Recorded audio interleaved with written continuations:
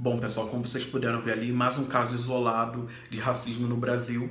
É uma coisa importante vocês entenderem que o racismo ele sempre foi perverso, ele sempre esteve aqui. Nós negros sempre estivemos vivendo, convivendo e sobrevivendo ao racismo.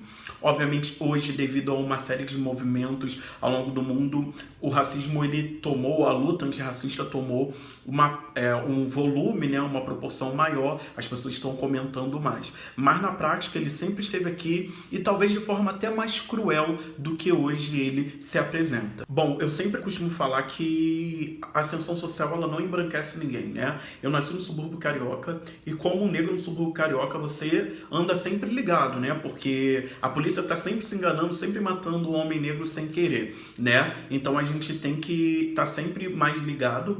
Mas mesmo ascendendo socialmente, tá? Eu lembro que no primeiro apartamento que eu morei em Copacabana, tinha uma senhora que simplesmente não entrava no mesmo elevador que eu. Então já várias vezes a gente se encontrava na portaria, vinha o elevador, só tinha eu e ela para entrar, ela não entrava junto comigo e depois os porteiros me informaram que ela já tinha casos no prédio, BOs sobre injúria racial.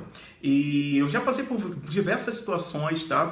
Eu acho que todo negro ele tem um modo default, né? De se proteger de determinadas situações, por exemplo, de quando você tá numa loja, você sempre se protege, deixa a mão à vista. Sempre que eu entro com bolsa dentro de uma loja, eu sempre fico meio tenso. Já aconteceu de eu estar saindo da loja e tocar o alarme e tá saindo mais pessoas, eu fui interpelado, e aí, obviamente, não era eu, e era uma outra pessoa que também nem tava roubando, tá? Simplesmente a vendedora esqueceu de tirar o alarme da roupa dela, mas quem foi interpelado fui eu ali na hora. Então a gente está sempre avaliando, sempre contabilizando o risco que a gente pode estar sofrendo. Quando eu vou viajar, por exemplo, eu sempre tento, principalmente para fora do Brasil, sempre tento me pesquisar e saber sobre essas questões, porque eu sei que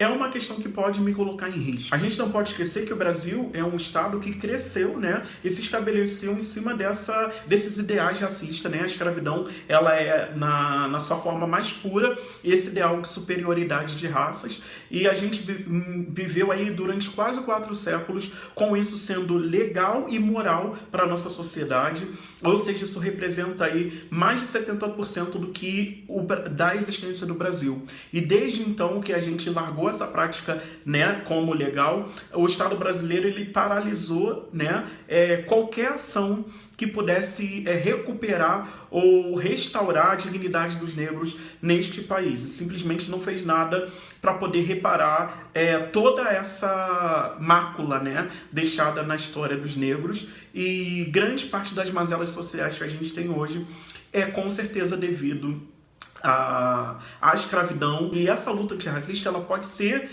realizada por qualquer pessoa, sabe? Você que por algum motivo tem algum cargo de liderança, um gestor, é um empresário, é um diretor, você precisa colocar dentro da sua agenda a contratação de pessoas negras. É você pegar e se perguntar quantos negros tem aqui trabalhando comigo, quantos negros tem trabalhando no meu setor, sabe? E colocar isso na agenda. Ninguém vira antirracista se não te colocar isso na agenda, gente. Não é o filtro antirracista que vai te tornar antirracista. Não é você compartilhar uma coisa ou outra. Isso pode até ajudar na luta, mas o que de fato vai mudar lá na ponta é você participando dessa luta, é você questionando ao seu gestor, a sua empresa, o que ela tem feito para poder melhorar essa mazela social do Brasil, o que de fato ela tem feito para poder atenuar toda essa desigualdade produzida durante séculos. Qualquer cidadão que se julgue do bem, gente, mas se falando de cidadão do bem mesmo, né, autodeclarado, né, porque agora no Brasil